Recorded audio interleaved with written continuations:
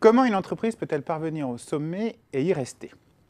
Telle est la question que pose Jérôme Barthélemy dans son ouvrage « Libérer la compétitivité ».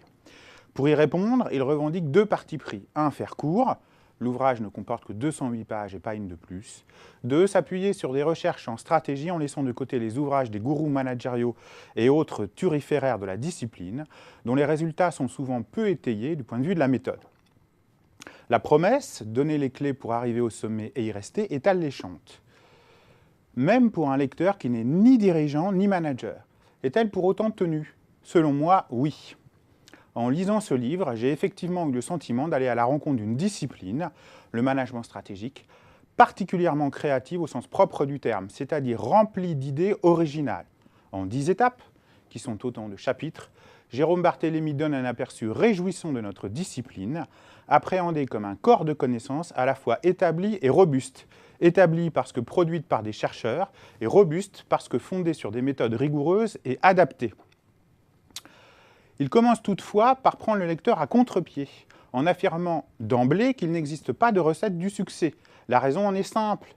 Si elles existaient, toutes les entreprises les appliqueraient, et aucune ne sortirait du lot.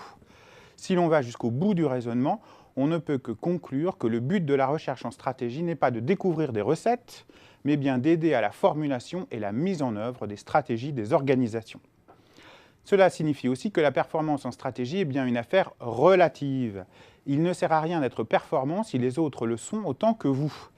L'effet de la Reine Rouge vient le redire au lecteur si jamais il avait eu le malheur de l'oublier. La stratégie, toute relative qu'elle est aussi affaire de mouvement davantage que de position.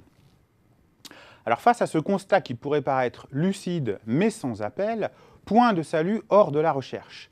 Mais celle-ci reste trop discrète, confinée aux chercheurs et à ce qu'on appelle souvent, de façon parfois un peu condescendante, les sociétés savantes. Cette situation est notamment liée à la difficulté de lecture des articles scientifiques produits par des chercheurs pour des chercheurs.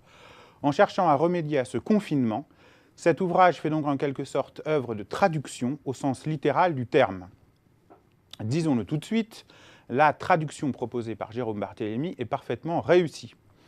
La recherche en stratégie peut, sous cette forme, être passée au monde des praticiens que sont les dirigeants, managers et consultants. J'ajoute tout de suite que la cible peut être élargie au monde de la formation et de la recherche. Étudiants de master, enseignants et chercheurs en stratégie trouveront sans doute des résultats, des idées, des exemples qui seront source d'apprentissage et d'inspiration. En tout cas, c'est ce que moi, j'y ai trouvé. Si l'exercice est réussi, c'est probablement parce que l'auteur s'est notamment appuyé sur 3 piliers. Une sélection drastique des recherches relatées dans cet ouvrage, une écriture simple et enfin, une attention toute particulière portée à la restitution de la finesse des résultats produits par ces recherches. Ce qu'il démontre aussi, à mon sens, c'est que, quoi qu'en pensent certains, la recherche en stratégie is not bullshit. Il me semble aussi que ce projet de traduction peut s'inscrire dans celui plus large de la participation des chercheurs aux débats sociétaux qui concernent la place de l'entreprise, plus globalement celle des organisations dans la cité. La communauté des enseignants et chercheurs en stratégie y contribue déjà à travers différentes initiatives, comme celle portée par la Revue française de gestion et son partenariat avec The Conversation, celle de la FNEJ et bien entendu celle de Xerfi. Mais peut-être pouvons-nous faire encore plus.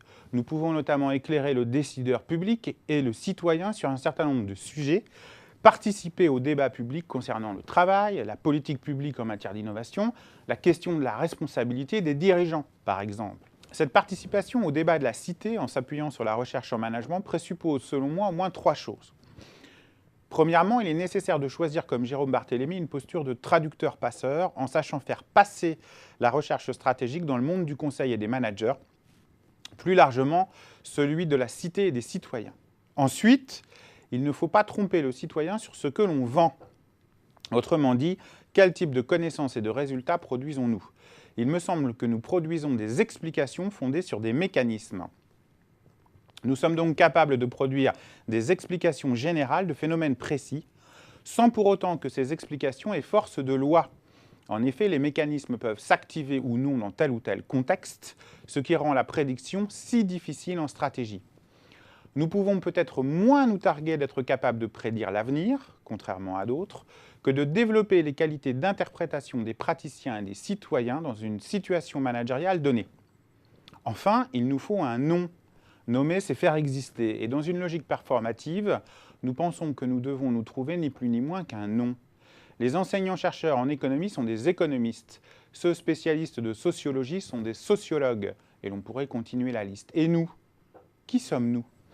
Nous ne sommes pas des économistes de l'entreprise, nous ne sommes pas des gestionnaires. Pour parler et écrire dans les médias, puisque c'est de cela que l'on parle, il serait sans doute très utile de savoir nous nommer nous-mêmes. Sommes-nous des stratèges? Sommes-nous des stratégistes? Ce n'est pas certain que ces termes conviennent, mais le débat est lancé.